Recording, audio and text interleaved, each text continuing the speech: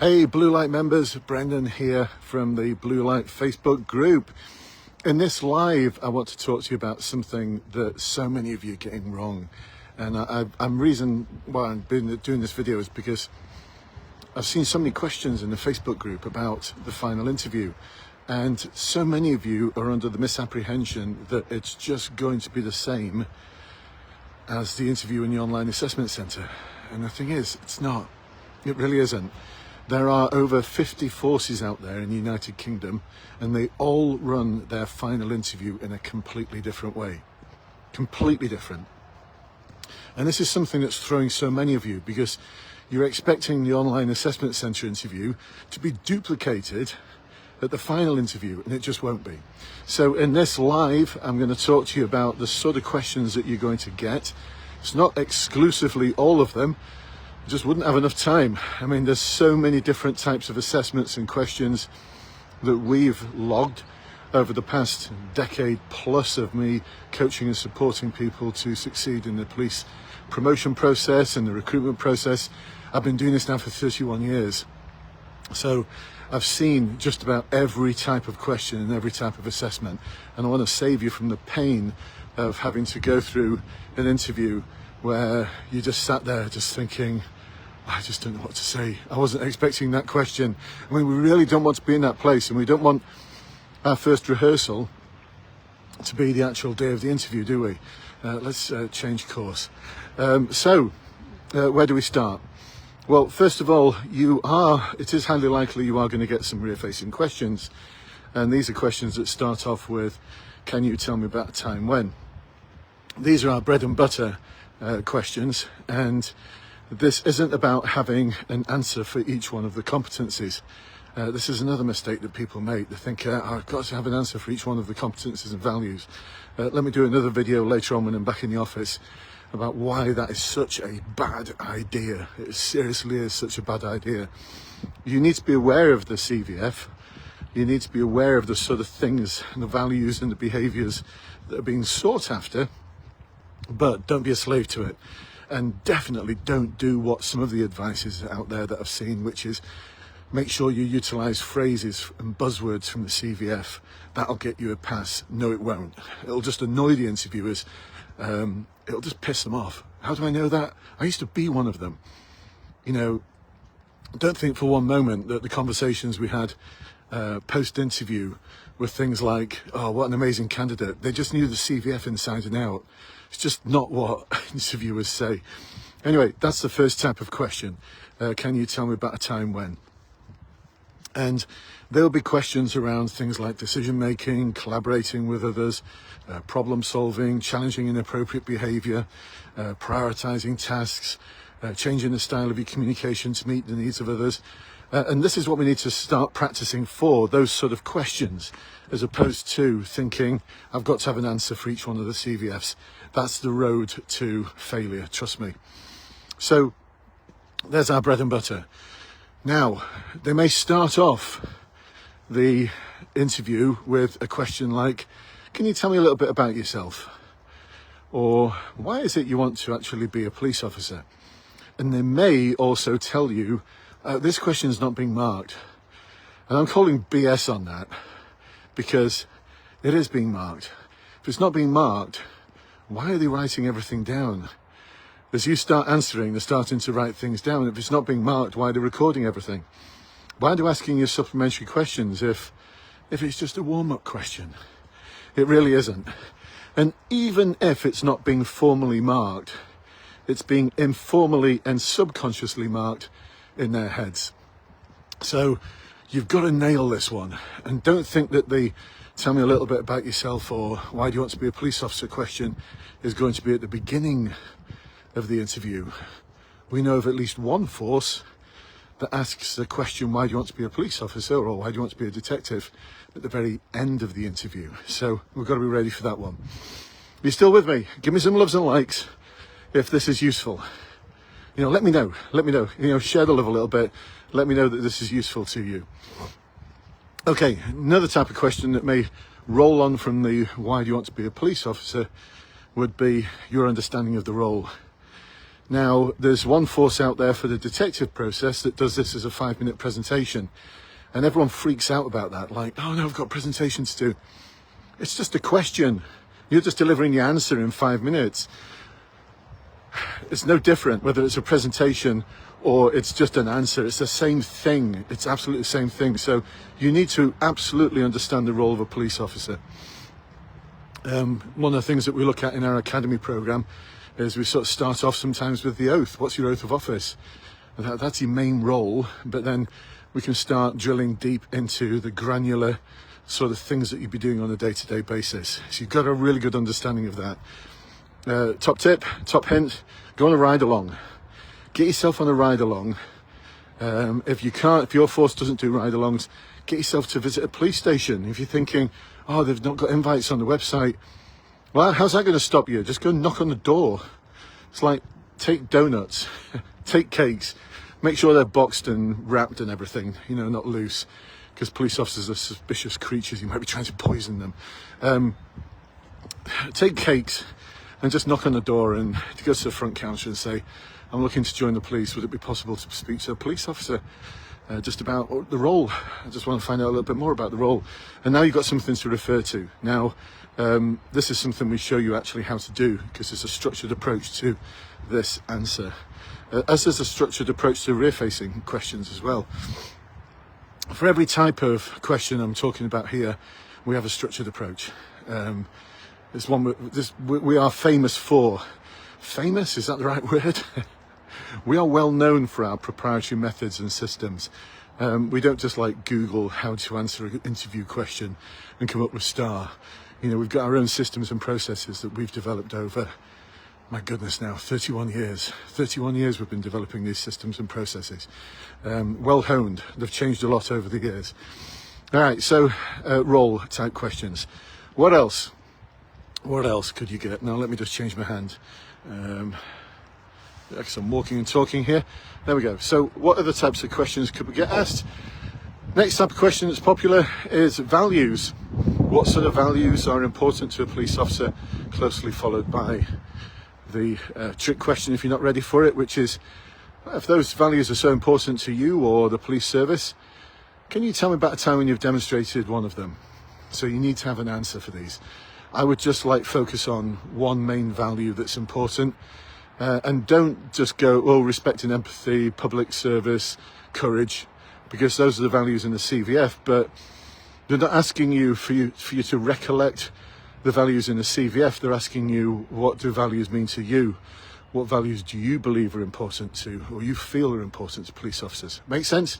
Again, give me some love, give me some loves and likes. Let me know if this is useful. All right, more questions. Would you like some more? Let me know. Would you like some more? All right, I can't read the comments, so I'm hoping there's some comments and loves and likes in here. So what else can we talk about? Challenge type questions. What are the challenges that the police are facing? And then closely followed after by, how do you feel, how do you believe you'll be able to help us meet those challenges with your unique skills, behaviours or values? So it's another sort of trap question, if you like. They start off with something and then they'll ask you to expand on it by asking, how will you do whatever the thing is? So it's a bit of a forward-pacing question. I'll come to that in a moment, the forward-pacing questions. All right, where should we go now? We'll turn this way, I think. All right, so we've got our challenge type question. Oh, by the way, don't talk about force resources or budgets, because when you get the question, well, how are you going to help us meet that challenge? How are you going to do that? Like, you're going to go out with a collection box outside Tesco's? No, you want to be talking about a challenge that is something that you can have an impact on once you're a police officer. That's really important. Otherwise, you're really, really going to struggle with that question. Right, changing hands again. Alrighty, so challenges, values. Now, where do we go? Oh, yes, forward-facing questions. These questions throw so many of you, you really struggle. And what you tend to do is just like a shopping list. Forward-facing questions are things like, how in the future as a police officer will you build up trust with members of the community that don't trust the police? Build up trust with your colleagues? make difficult decisions? How will you prioritize tasks?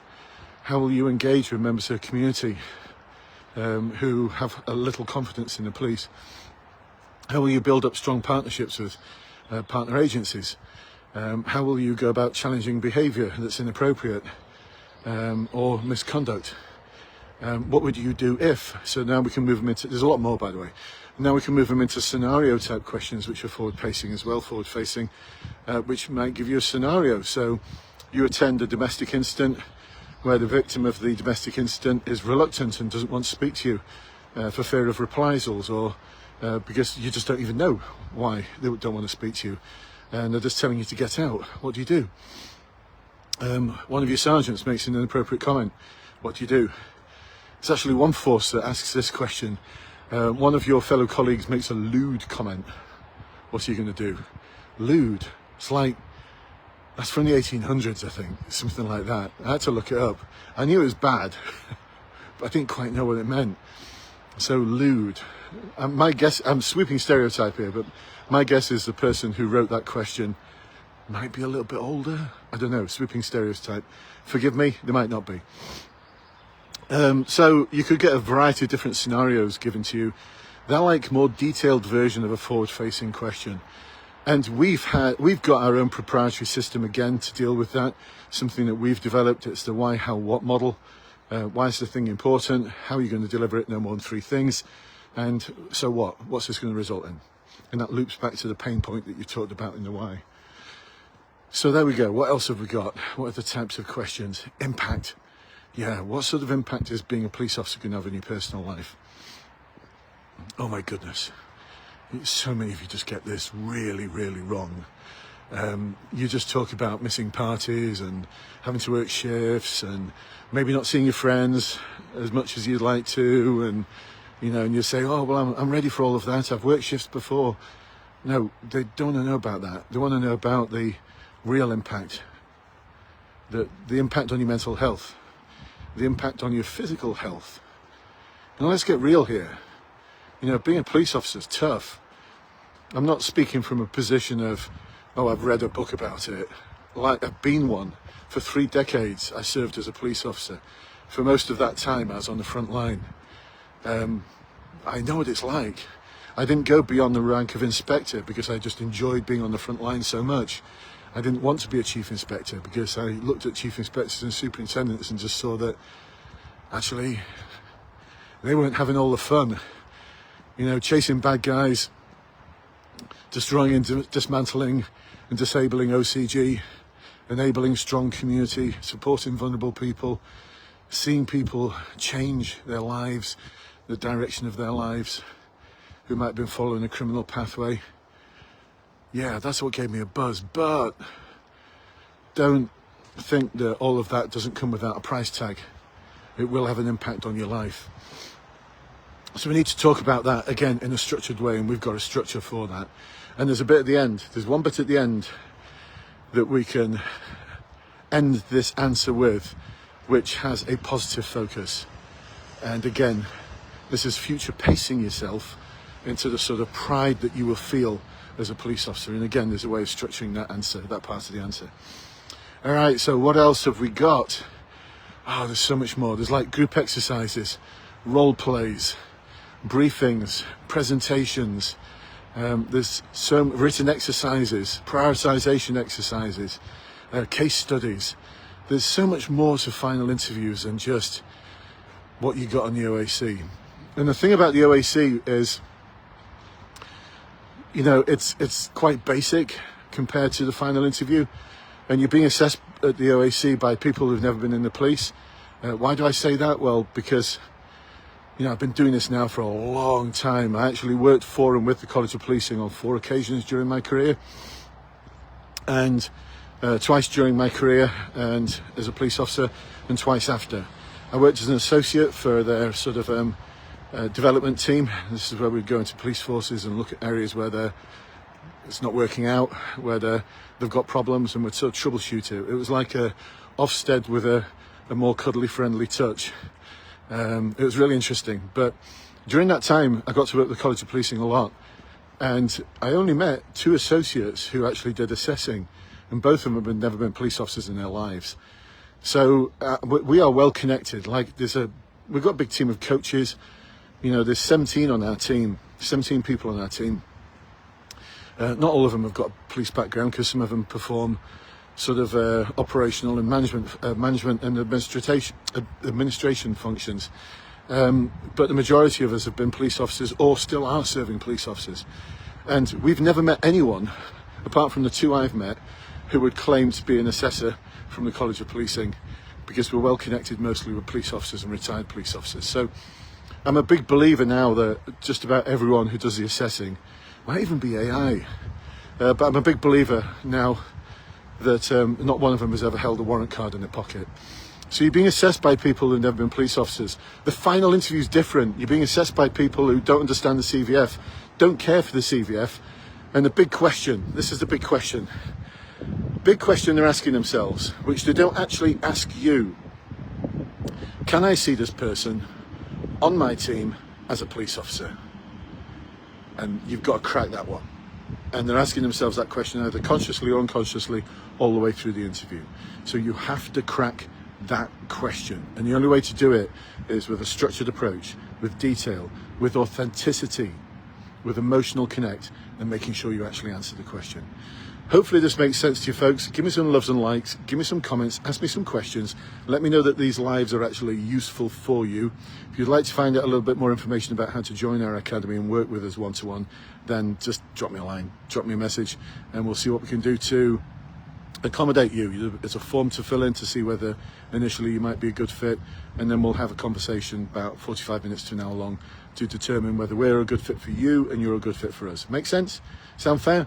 Oh, and by the way, we guarantee the result. If you don't pass, we keep working with you. If you don't pass the second time, we give you a refund. Fair? All right, catch up with you soon, folks. Hope you enjoyed this. Let me know in the comments. Give me some loves and likes, and I'll speak to you soon.